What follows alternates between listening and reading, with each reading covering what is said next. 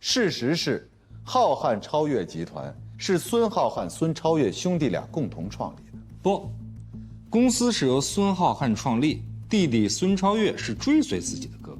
浩瀚超越集团的股份，自集团创立之日始，至孙浩瀚先生去世之前1周，一直是孙浩瀚先生占60%，长子孙然和其弟弟孙超越先生各占20%。为什么没有蓝红女士的呢？蓝红女士嫁给孙浩瀚先生，也不是1年2年了。我姐之所以没有股份，是因为我姐夫曾经说过，我姐夫的就是我姐的。确实，如果没有遗嘱，你姐夫的也许可能是你姐姐的，但是现在是有遗嘱，他把自己的一切都留给了自己的亲弟弟。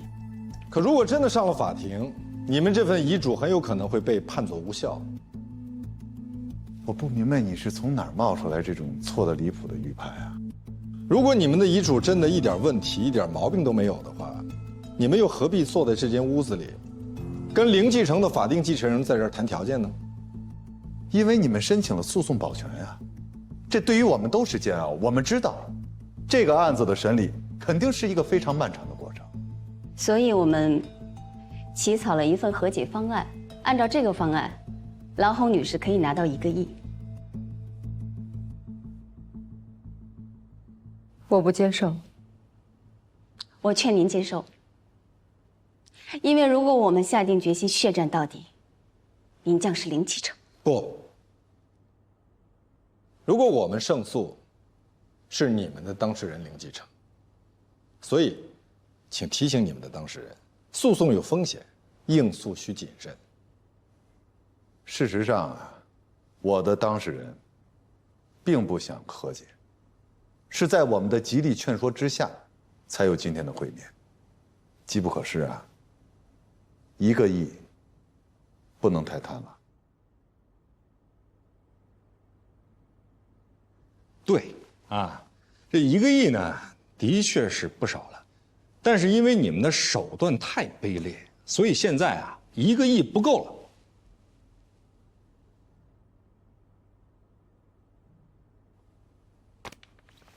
今天之内签署都有效，否则我们只能对簿公堂。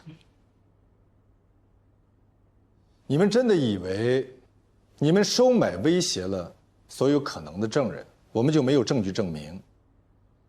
你们的遗嘱人设立遗嘱的时候，是不完全具备民事行为能力的吗？遗嘱最重要的是遗嘱内容是否是遗嘱人的真实意思。我相信法官在了解了遗嘱人的真实婚姻生活之后，会认定这就是遗嘱人的真实意思。我们有证据表明，在孙浩瀚先生生前，没有一个除夕是和蓝红女士一起过的，每次过年都是和自己的儿子还有他自己的兄弟孙超越一家人一起过的。孙浩瀚在哪儿过年，和谁一起过年，跟继承没有任何关系。当然有关系了。过年对于每一个中国人来讲，它绝不等同于其他节日，这就代表了遗嘱人的真实意思呀。任何一个人也绝不接受把自己和家人辛苦打拼出来的巨额家产留给一个不爱自己的女人吧。是的，王律师在这一点上说的非常对，但是你太不小心了。你的笔记本里有一些内容，足以证明你们这份遗嘱是无效的，而且你的邮箱里还有一封邮件，也足以可以让你丢饭碗。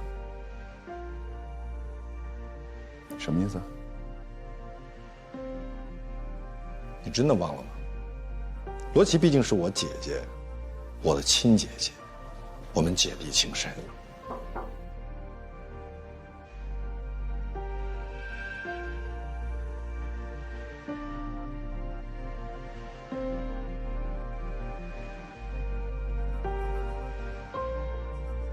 我是在救你。律师职业行为规范第64条，律师不得向司法机关或者仲裁机构提交明知是虚假的证据。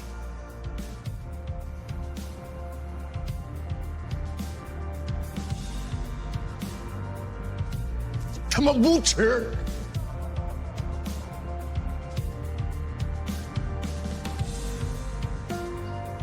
冷静，你是律师。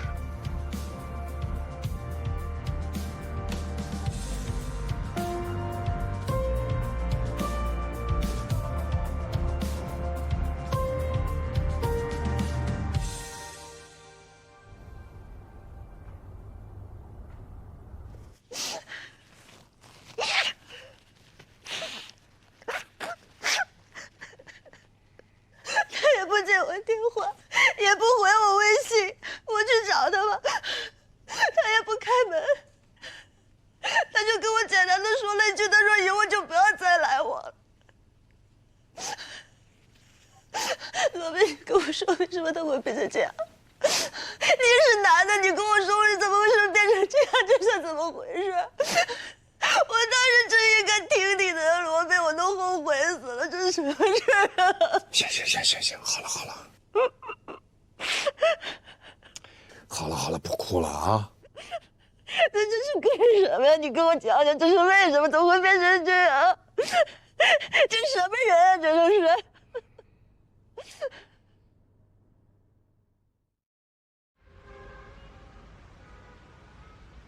孙超越给气疯了，大骂王丽是白痴。你怎么了？孙超越约我打球，说不定他觉得反正你已经抓住他的把柄了，不如跟你说说软话，掏掏心窝子，也许你心软。王丽被炒了，难道这不是个好消息吗？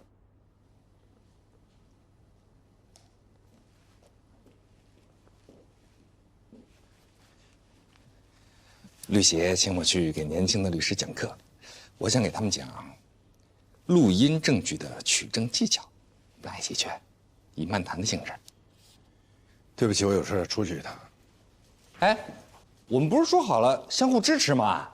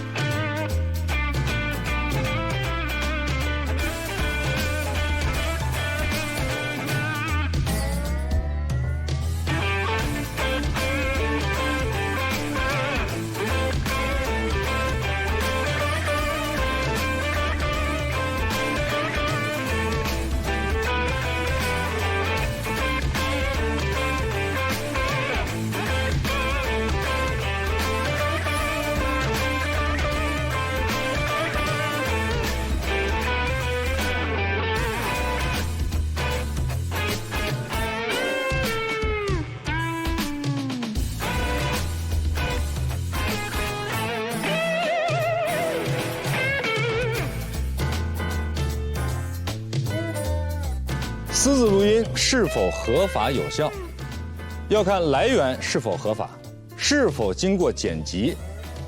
来源合法的，未经过剪辑的完整的录音是可以不经过本人的同意，就到法庭上就作为法庭判案的证据的。那什么叫合法来源呢？举个例子，如果我在你家里安了一个窃听器，那就是不合法的。但是如果我们在公共场合，我偷偷的录下了我们之间的对话，那么这个就是合法的。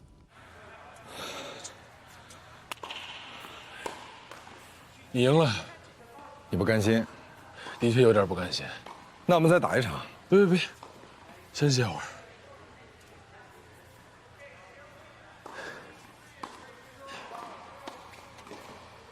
我呢，不是一个想要霸占寡嫂家产的人。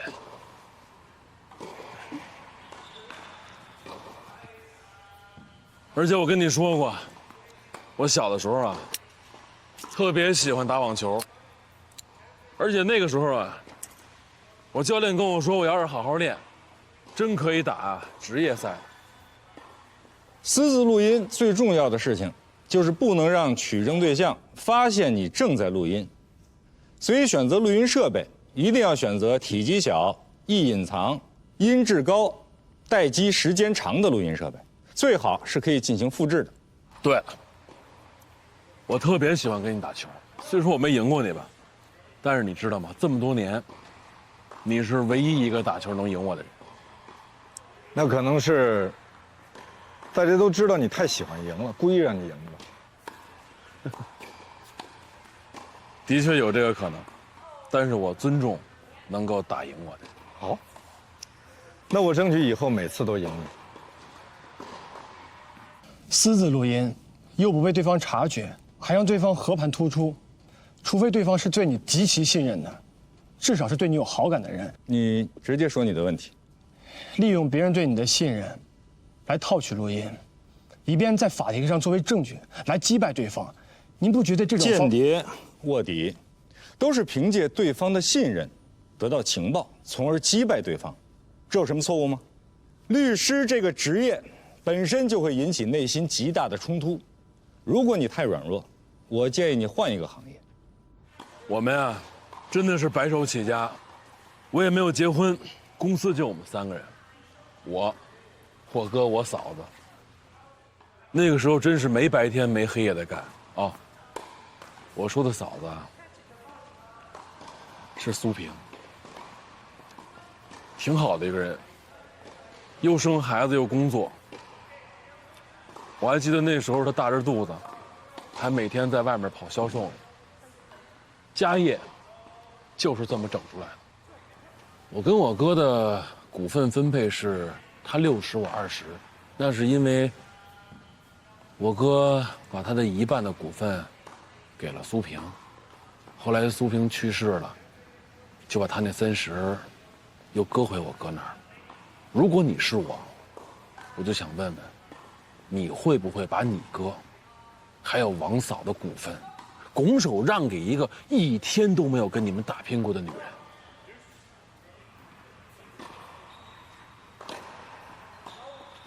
那你哥，他应该早点立遗嘱。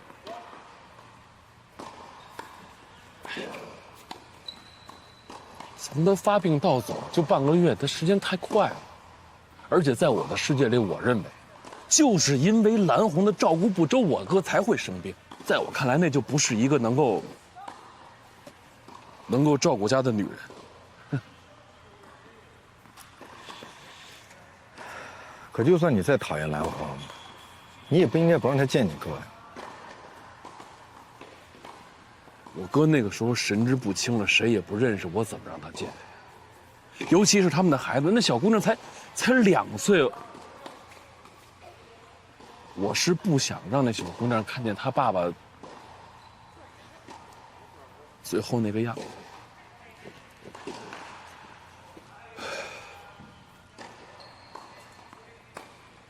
法律规定，无行为能力人或者限制行为能力人所立的遗嘱是无效的。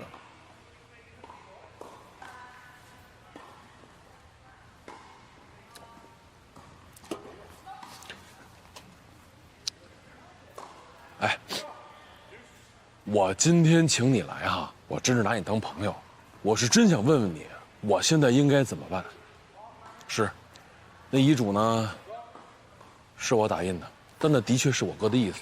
我了解我哥，他要不是因为发病那么快的话，我相信他一定会让我来做这个接班人。那不可能是蓝红啊，他一天都没有经营企业的经验，怎么会把上百亿的家族企业交给他呢？可是你哥不会让蓝红零继承。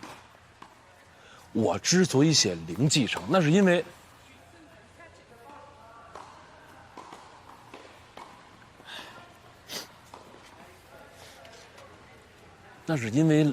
蓝红在外面的口碑，他如果真的是一个这样的人我怎么可能把家产给他呢？他必须是零继承的。如果他能够本分，踏踏实实的，我绝对不会亏待了他。你也可以去问问这么多年，哎，我上一个嫂子跟他生的孩子，我是怎么带的？我对那孩子比对我自己的孩子还要好呢呀。我相信。可是王丽应该提醒你，他的确提醒我，他也跟我讲了，如果真的要提到司法鉴定的话，鉴定的结果如果出现了问题，我肯定是零继承。啊，咱扯句题外话啊，他可真不是我开的啊，是他自己觉得不好意思没脸见我，他才自己走的。我也不知道他怎么想的啊，因为他跟你姐，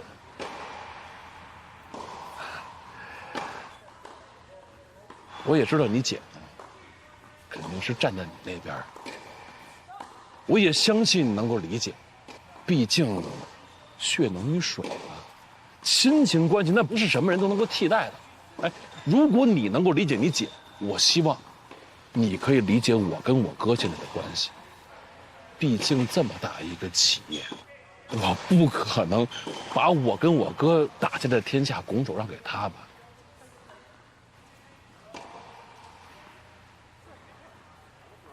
那这样，我去做蓝红的工作，我说服他，你们庭外和解。公司由你继续来经营，但遗产，你虽然蓝红的孩子，4个人每人1份，你可以接受吗？我就知道跟你能谈成，而且我发现，现在好多律师啊，都是成事不足败事有余，越谈事越多，还不如我自己谈呢。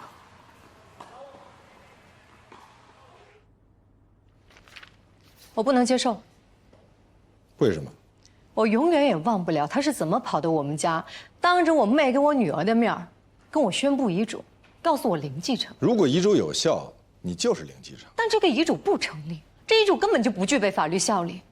他是在他哥哥丧失行为能力之后。如果孙浩瀚还活着，他有机会在完全清醒的状态下写一份遗嘱，你认为他会让自己的亲弟弟零继承吗？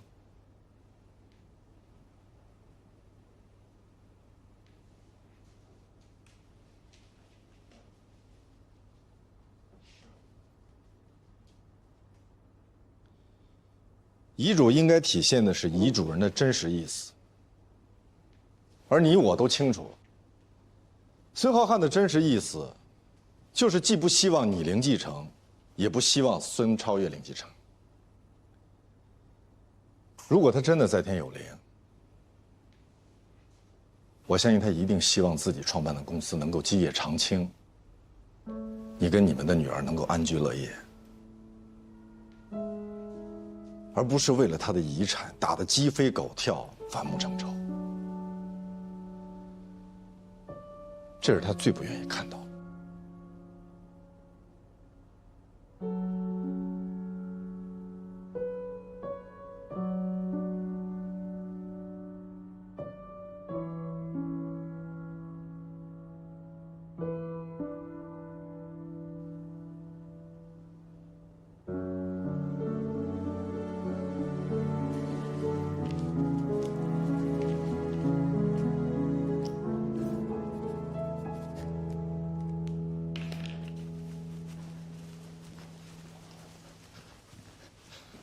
为什么让蓝红签字啊？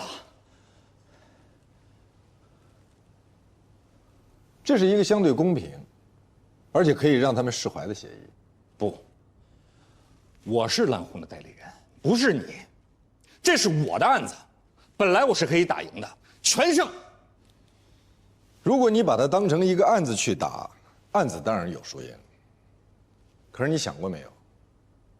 你赢了孙超越零继承，你输了蓝红零继承，他们都输不起。所以和解是风险最小的选择。我没有替他们做决定，我只是给了他们一个选项而已。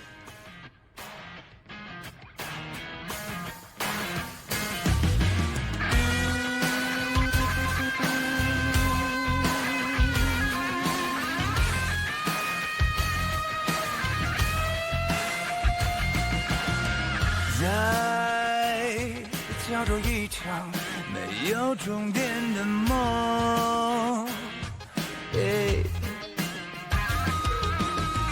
只能够战胜残酷，只能去圈住迷途，他要走的每一步，不犹豫，不彷徨，这一个星光长什么模样？别去想那些失望梦想，都终将绽放，终将绽放。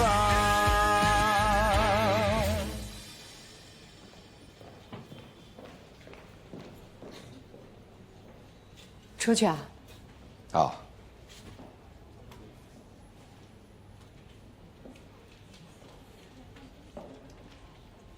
这电梯怎么这么慢？饭点儿吧。也是啊，每层都有人吃饭。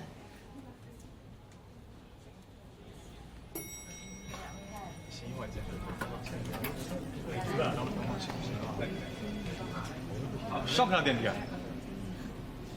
抓紧上了，都等着呢。上。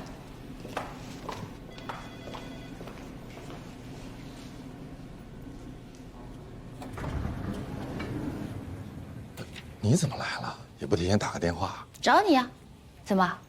我找你还要提前跟丽娜小姐约下时间吗？当然不要。怎么了？你们要一起出去啊？没有啊，我们俩就是刚才在这儿刚巧碰上。你知道人家怎么说你们俩吗？咱们在这儿说，走，去我办公室。你怎么从楼上下来？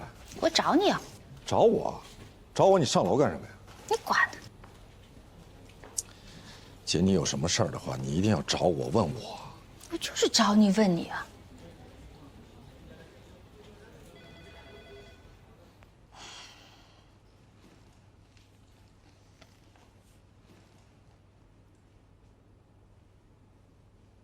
王丽去哪儿了？什么去哪儿了？我不知道。你们俩最近一直没联系吗？我去找他了，还去了他的律所，说他辞职了。哦，你还没吃饭呢吧？咱俩好久没一块儿吃饭了，走，一边吃饭一边。我还去开家长会。那也得吃饭啊，家长会几点？我不想跟你吃东西。你真没干过什么亏心的事儿？绝对没有。那他好端端的为什么要辞职？他本来是要代理蓝红小叔子的案子，结果后来人家叔嫂和解了，不打了，所以他就不干了呗。我再问你一遍啊！我再问你一遍啊！你确实在里面没干过什么事儿？那肯定有我的事儿。你刚才说没有。你说我有没有做过亏心事儿？那我肯定说没有，我没做过亏心事儿，我做的都是好事儿、良心事儿，助犍为离，化干戈为玉帛。你正经点。我很正经啊。王丽怎么你了？你老不说她好。道不同不相为谋。哪里不同了？他老想把这个案子打成世纪争产大案，就是那种天天上新闻、上头条那种，恨不能热热闹闹的打上好几年、好几代，就跟有些歌星、作家，一首歌、一个作品能吃一辈子那种。别扯东扯西的，我都听不懂。我没扯东扯西，我说的是真的。哎，你还没回答我刚才的问题呢。你上楼干嘛去了？找谁去了？你说话呀！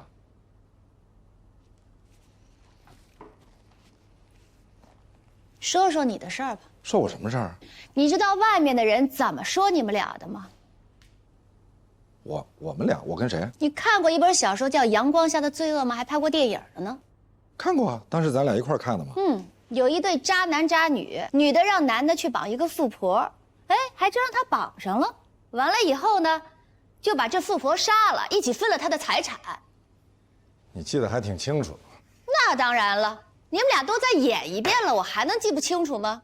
哦，就人物关系反了一下，现在女的去傍大款了，哎，傍大款成功，大款还生病了，男的当了律师，帮他一起分了大款的财产，女的还得逞了。姐呀，你要听这些胡说八道，那还有完吗？你就不能自爱一点？我怎么不自爱了？你自爱还跟他同出同进啊？我没跟他同出同进，你误会了。我刚才跟你说了，我们俩就是正巧在那儿碰到。哎呦，还真巧，就是巧啊！我刚才还在那儿碰到你了呢，你说巧不巧？你还没跟我说呢，你是不是就是上去找龙科了？我走了。什么你就走了？你还没跟我说呢，你去干嘛去了？喂，你到底遇到什么事儿了？行，你不想说就算了，那你能不能稍等会儿，我让司机去送你？我叫李晨专车了。姐，真的碰到什么事儿的话，你首先得告诉我，我是你弟弟，你有什么不能跟我说？我电梯来了。哎，你能？哎，等会儿，谢谢，谢谢啊。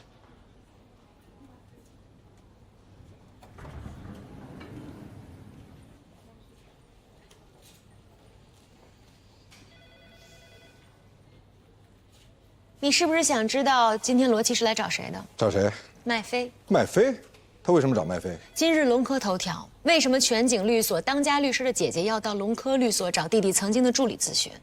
说得非常清楚，谢谢。不客气。再接再厉。绝不骄傲。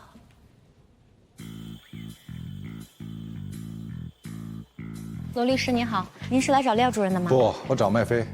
哦，那个麦飞啊，麦飞他可能在茶水间呢吧？没有，这个乔治给他要过去了。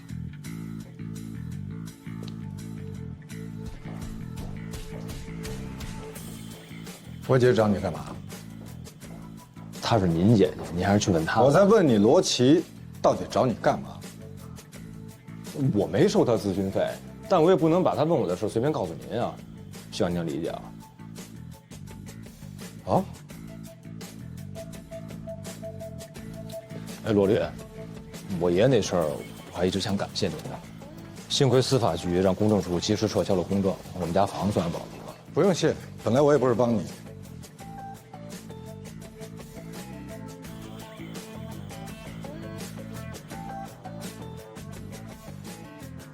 我虽然不能告诉您什么事儿，但我建议您去看一眼您姐姐，去她家，越快越好。谢谢。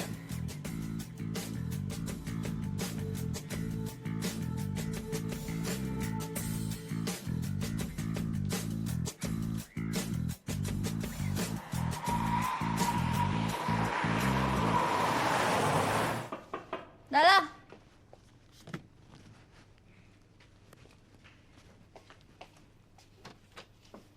嗯，你怎么来了？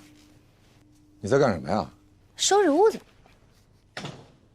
小安呢？去他爸那儿。你到底怎么了？啊？没事儿。到底什么事儿？你非要找别人不找我？您可是大律师，我们老百姓打一个官司，顶了天了几百万，你可看不上。到底怎么了？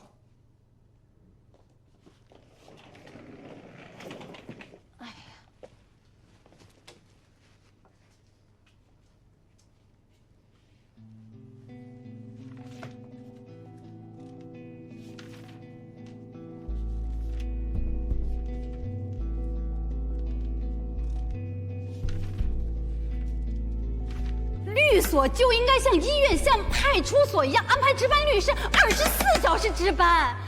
对不起，可是我们真的不是医院派出所。别跟我说对不起了，给我安排一个律师，不管是谁都行。可是我求求你了，你要不安排我去投诉你们，你信吗？我你什么事儿啊？能用？哎，你还记得我吗？我记得佳音姐，是我。哎呦，你能帮帮我呀？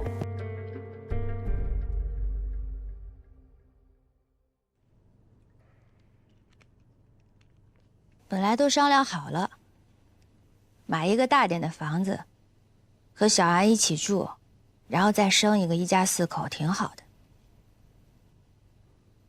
然后他那边就交了定金了，我想了，我们也得做点贡献呀，就把房子卖了吧。谁知道计划赶不上变化呀，摊上这么一个冤没头债没主的事儿。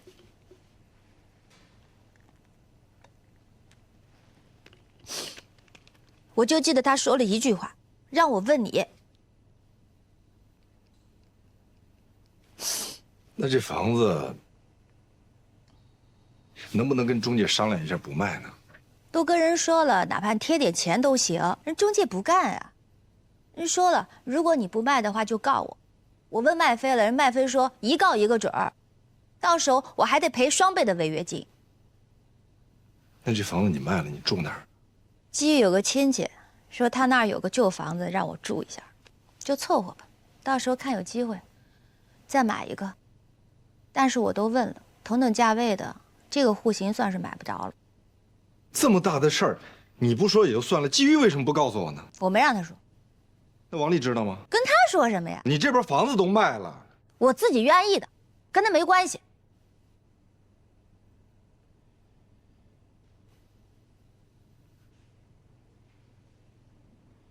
姐啊，有件事儿，其实我一直想告诉你。基于有孩子了，我知道。不是。那是什么？你又跟蓝红好啦？当然不是了，啊、不是。那是什么呀？哎，你快点说呀！我没有心情跟你磨磨唧唧的啊。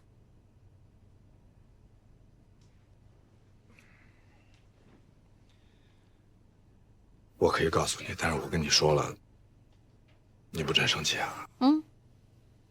你保证？保证。不生气？不生气。保证不生气。哎呦，又烦没烦啊？赶紧的。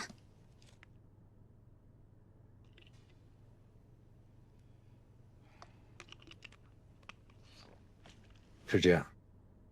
人家说诈骗要有损失数额，我这没有损失就不能立诈骗。然后我又去了法院，人家也说了，公安都不立案，我们凭什么认定你这就是个刑事犯罪？有公证书就可以执行，你说我该怎么办？我看一下啊。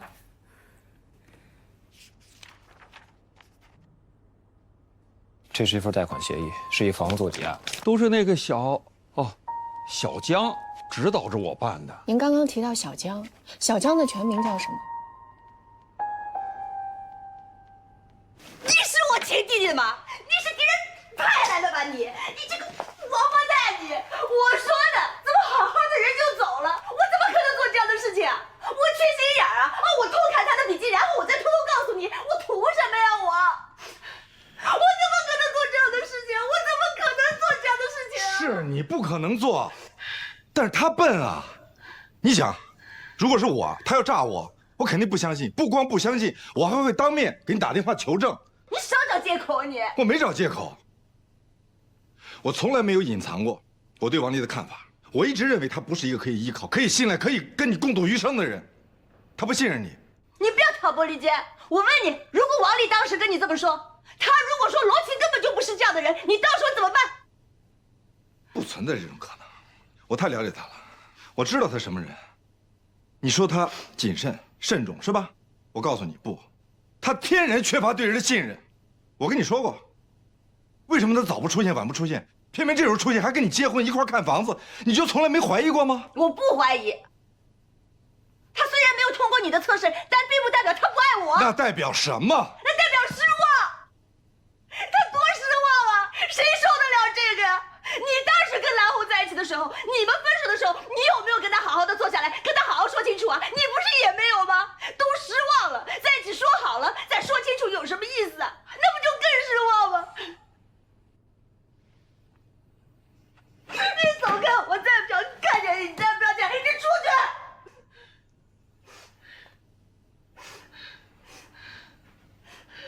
我好的一个家让你给毁了，你对不起我，罗宾，我告你，你今天晚上做噩梦的。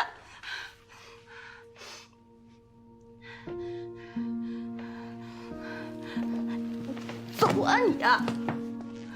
你走，你看看，我把房子都卖了，这个王八蛋！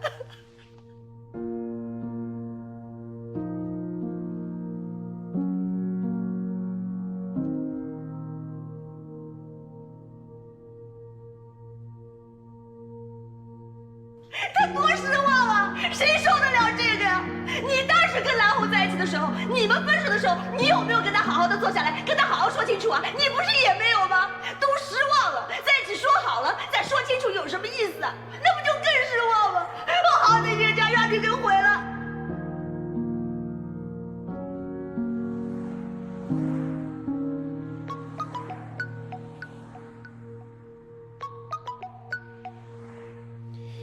什么事儿？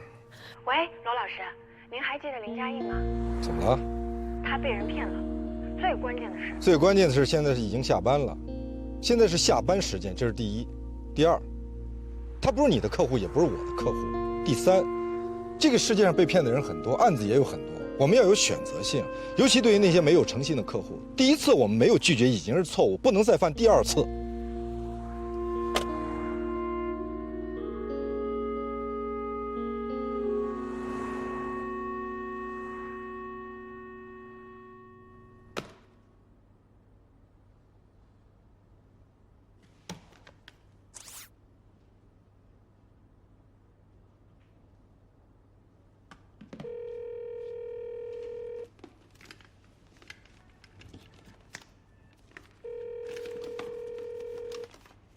喂，你现在方便吗？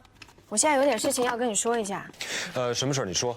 是这样的，我今天下午接待了一个大姐，她的情况跟你们的情况是一样的，也是被人骗了房子，而且还负了债。最关键的是，我发现带她做公证的那个人和带爷爷做公证的是同一个人，叫江俊。那个，我这边还有点事儿，要不明天咱俩上班说吧，好吧？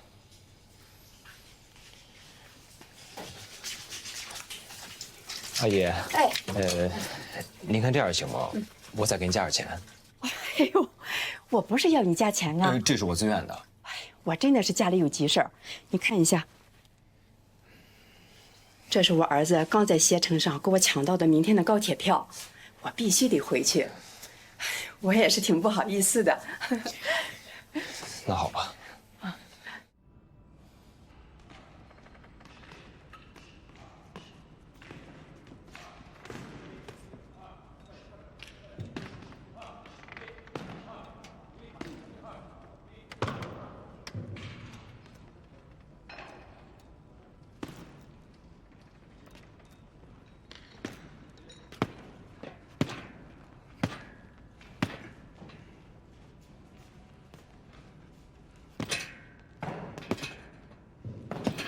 罗琦并没有告诉我任何跟这个案子相关的事情，他碰都没碰过你的笔记本。我宁愿相信你上次说的是真的。你们姐弟情深，上次是我诈你，那我凭什么相信你这次说的是真的呢？因为这次我说的是实话。那咱捋一下，上一次你说罗琦告诉的你，这一次你又说此事与罗琦无关，两次必有一次是假的，对吗？首先，我从来没有说过是罗琦告诉我的，我只是说是你暗示了我，最多算误导。那你为什么来跟我说这些？因为我觉得你应该知道真相。罗琦是无辜的，你不能冤枉他。请你告诉我，你凭什么说我笔记本里有东西，足以证明遗嘱无效？